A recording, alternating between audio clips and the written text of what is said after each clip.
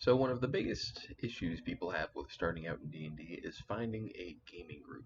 And it's not exactly a very streamlined or easy process. People who want to play D&D are kind of few and far in between. That being said, there's a lot of them out there, but usually not all living in the same area, or definitely at least not all in the same social circles. So the biggest advice I can give you for finding somebody who wants to participate in D&D either as a DM or as players is to go to your local comic book shop.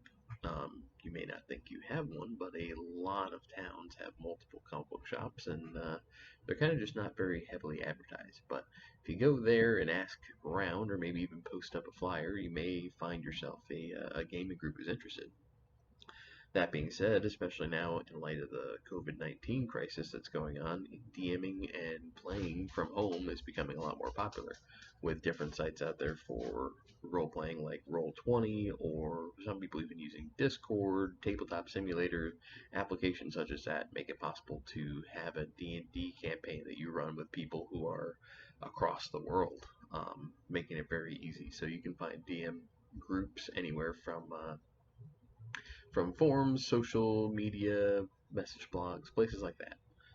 So don't ever be discouraged to check some of the more unusual places to find your next D&D group.